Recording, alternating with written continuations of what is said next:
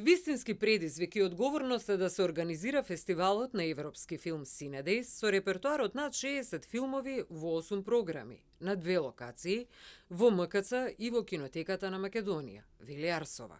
Фестивалот беше отворен со проекција, на тоа беше само несреќа во режија на Џафар Панахи, кој доби Златна палма на Канскиот фестивал, и Човек лавина на Слободанка Рудин, филм за еден од најдобрите тапанари во поранешна Југославија, Драголјуб Ѓуричиќ. Cinedejs оваа година и покрај сите проблеми со кои што се соочивме, финансиски и просторни и проблеми со човечки капацитети со вработени, сепак успеа некако да го склопи ова 24-то издание повторно во зимските месеци. Имаме најдобрите филмови од изминатата година или номинирани за Златна палма или филмови кои што добија Џим Џармуш, например, на доби Златен лав во Венеција.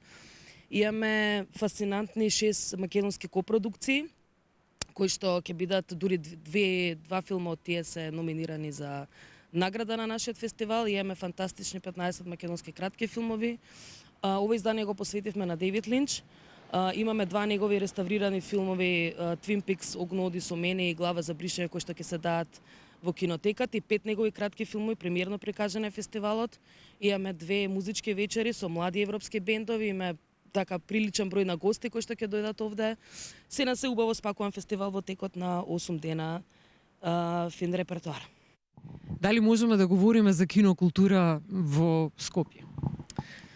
Можеме, меѓутоа на некакви си минимални граници, бидејќи не можеме да го земеме фактот дека и Кинотеката на Македонија работи, меѓутоа Кинотеката на Македонија со помалку капацитет и со друга дејност. По моje мислење, значи градските кина генерално во Европа се културни јадра, кои што имаат некаква си форма да го поврзуваат локалната заедница токму преку филмот.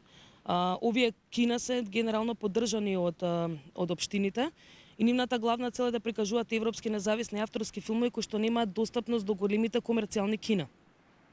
И токму поради тоа нивната мисија е практично филмски да описменуваат, да ја спојуваат заедницата и меѓу другото да оформат и некаков простор, културен простор кој што е достапен за сите. Токму и тоа беше целта на киното Милениум. Со поевтин субвенциониран билет да може сите да погледнат филм, дури од американските холивудски блокбастери, но и од европските филмски достигнувања. Ги споменавте финансиските проблеми. Во изминативе години беше скусен и буџетот за Младинскиот културен центар. Да, токму така. Значи од 2022 година па наваму буџетот за програмите на Младински културен центар беа скратени за 80%. Значи во 2021 година финансиите кои што ни ги доделуваше градот беа значи за целата програма околу 23 милиони денари, додека на минатата година спанавме на 5 милиони денари, од кои половина одат за хонорари на градскиот дувачки оркестар во текот на целата година. Селектор на програмата на годинашниот Cinedejs е Бернт Будер. Во рамките на фестивалот ќе се одржи и работилница маркетинг на филм.